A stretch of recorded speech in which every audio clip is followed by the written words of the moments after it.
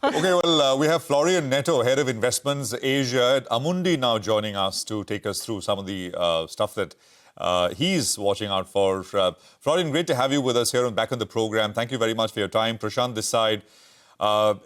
Just a quick word, Florian, on, the way markets are set up. I mean, it's just this constant barrage of news flow. You can ignore it. It's a lot of noise.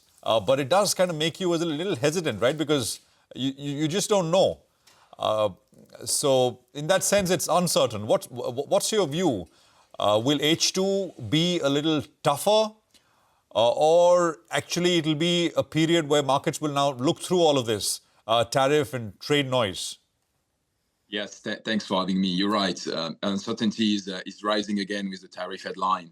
The main thing we try to keep in mind is we try to summarize a bit what's happening in the tariff, just for us to take a more informed decision. One, we will have more pressure coming from the US to have a deal, and the ultimate deadline is on the 1st of August. Okay. Second point, we may have tariffs that are actually having an effective rate higher than what we were initially thinking of and economists are thinking of. So we have to work back on the modeling when the dust will be settled down, to work on the expectation of growth and potentially market reaction. The third point that is quite important for us in Asia is that you have more and more, and the commonalities so far in the deals we have seen, is that you have more and more measures sidelining China with transshipment features. So on this one, could be very interesting to see if it's as well happening in other US and other Asian economies deal in the coming days.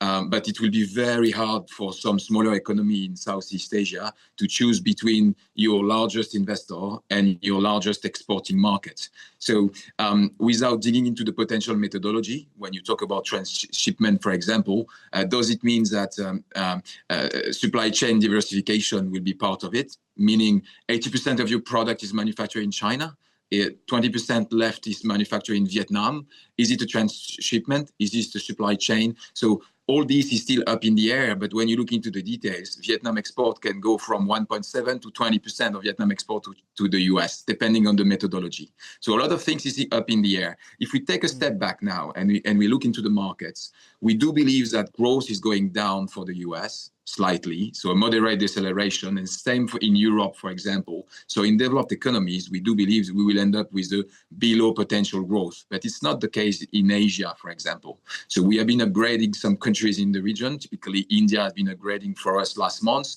and we have a wider premium between growth in EM and growth in DM economy going forward.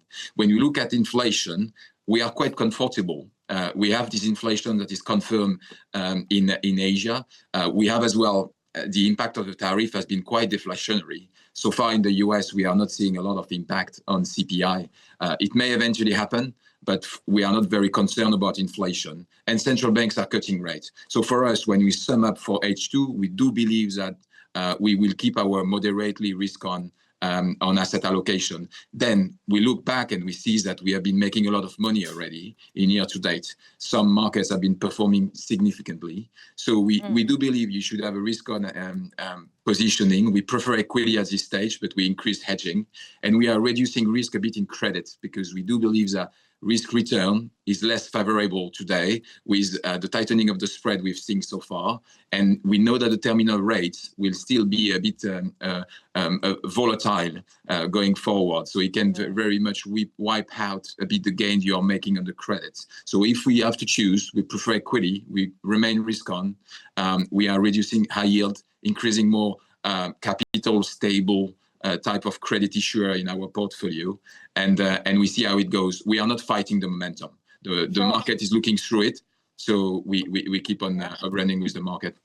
Okay, so you're with the market. The market is looking through all the tariff noise, and you explained the rationale, Florian.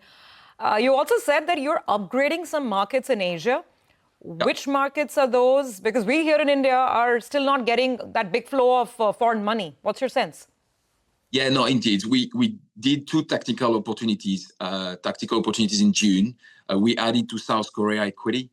it will not be very surprising to you, but we have a unified government now in South Korea. They will bring a large supplementary fiscal package. They announced more than 30 trillion Korean won. But more importantly for us, they have been committing to do more pro-equity market measures. So they will do some amendments of Commercial Act. When you look at the positioning in Korea, this is very light. Yes, money has been flowing in over the last 6 weeks, but if we sum up, we had 2.5 billion US dollar foreign investor coming to the market only.